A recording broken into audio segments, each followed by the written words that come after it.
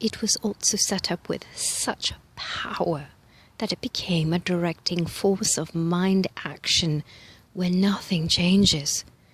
Thus it impressed its power upon every cell of the human form, and the light which denotes this divine intelligence was centered in the first cell to the extent that divinity has been passed on from generation to generation for billions of years without a change in the real divine image of each unit of humanity.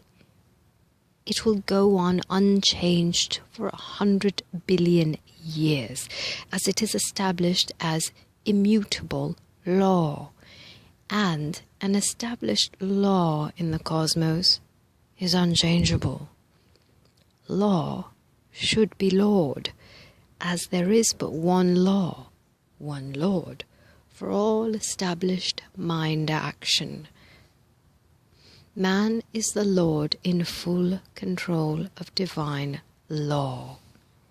Out of this great action came millions of years of peace and thorough contentment.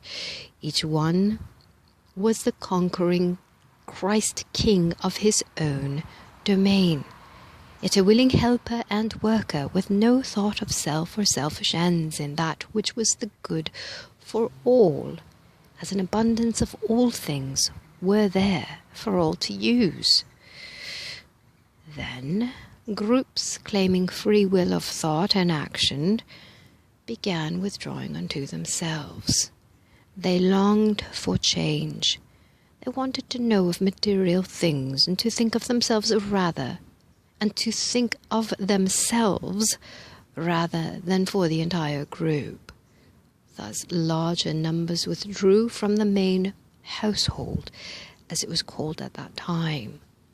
Finally, the groups of dissenters combined and grew to the extent that their thoughts became chaotic, until the natural elements were thrown into chaos and a great eruption took place within the sun, which lasted for at least 1,000,000 years. At different intervals have come the planets and stars of our solar universe. Yet prior to this chaotic condition humanity had already set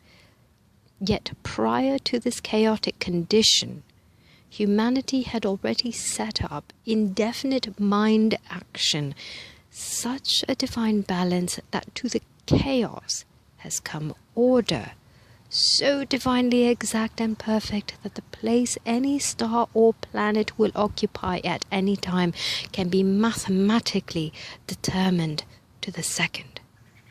This balance is so perfect that there has been no variation for 1,000,000,000 years. This certainly indicates eternity.